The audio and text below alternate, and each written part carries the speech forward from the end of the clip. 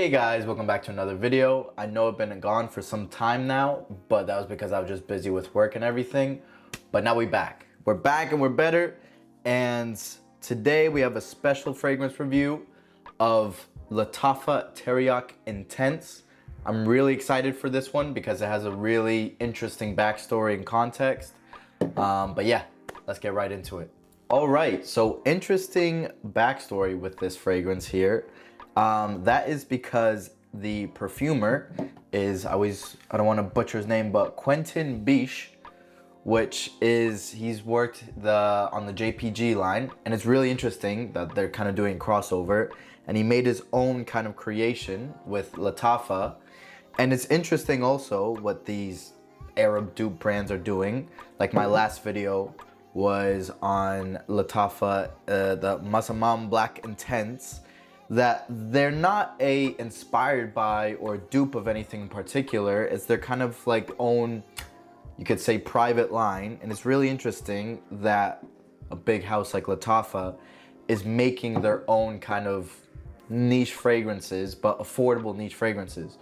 Because this one, the one I just did, it's not mass appealing at all, but you cannot argue that the quality of the fragrance is really good. It's so unique, and it's actually growing on me.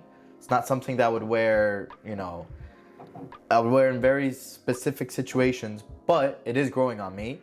And this one though is the kind of less, I don't want to say lower quality, but less unique, but way more mass appealing version. And yeah, so let's get into the note profile, how it opens, how it dries down, and everything. All right, the way I would describe this fragrance is this honey plum type of, a bit of booziness, and it's very warm. It's a very perfect date night fragrance. Out of the opening, very good atomizer too. That's always a plus. Out of the opening, it's a bit more sharp. It's a bit more, I want to say, floral. But I sprayed this on this hand, I want to say an hour ago. It really does dry down into a more rich, sweet tonka bean type of fragrance, which is really nice.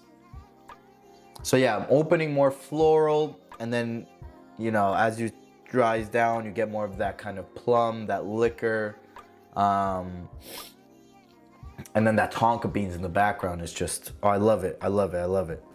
All right, when we get into notes profile, the top notes are saffron and bergamot.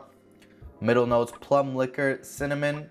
Base notes, amber, tonka bean, and benzoin. To be honest, quite a, I would say, straightforward note profile, and very, very accurate. Just like I said, out of that opening, you get a more sharp kind of floral, and that is the saffron and bergamot. And then as it dries down, you're getting definitely, I would say, the tonka bean is always there. Plum liquor, definitely.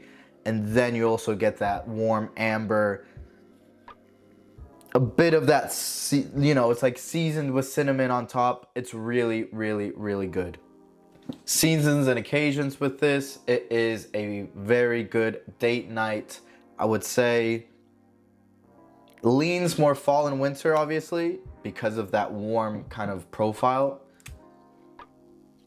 But it also has this freshness, especially in the opening, that you could use it more as a year-round, but definitely I would keep it as a date night fragrance, because it is, like I said, it has that seductive sweetness about it with the plum liquor, and they almost get this, I think it's coming from the cinnamon, but you also smell this kind of honeyness about it.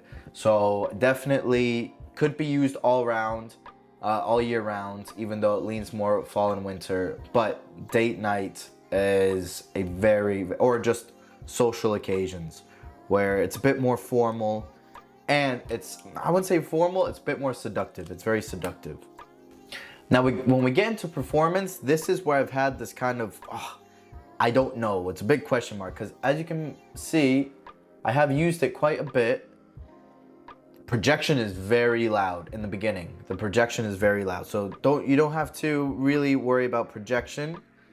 The longevity is where I have this question mark. With this scent profile, I don't know if it's because when it dries down, it becomes less punchy, like in the opening, so you're not as aware of it.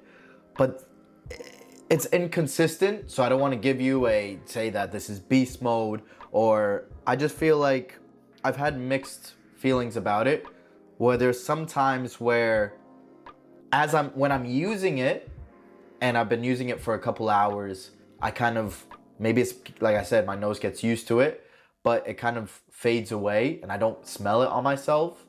But then there's been times where, and then when I'm doing laundry, I can smell it in my clothes like a day after or 2 days after. So that's why I'm just like, I'm a bit confused about it.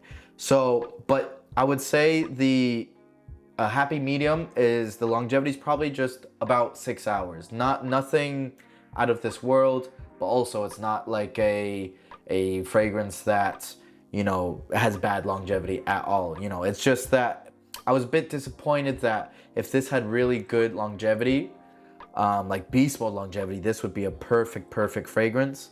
But I feel like because of the dry down, at least it doesn't feel like it has a very long longevity, and I would put it in that average 6, maybe 7, 8 hours maximum for longevity. So for the price, depending where you are, but just like with a lot of Lattafa fragrances, you looking at around $30 US, which is really good bang for buck for the quality of fragrance that you get.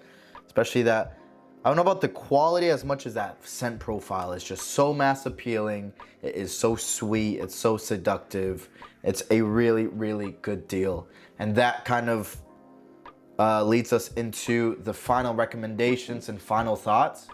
Final thoughts, really highly recommend. It is a no-brainer. It is mass appealing. I would go out on a limb and say it is blind buy safe. Like I said, performance, projection, especially in the first hour, couple hours, or 1 hour or two, really good.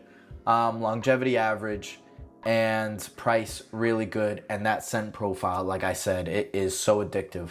It reminds me a bit of 1 Million Lucky, which, if you guys know me, that is one of my favorite fragrances, DNAs of all time. So I do like that kind of plum, honey, hazelnut type of DNA. So maybe that's a bit of my bias, but it's very mass appealing.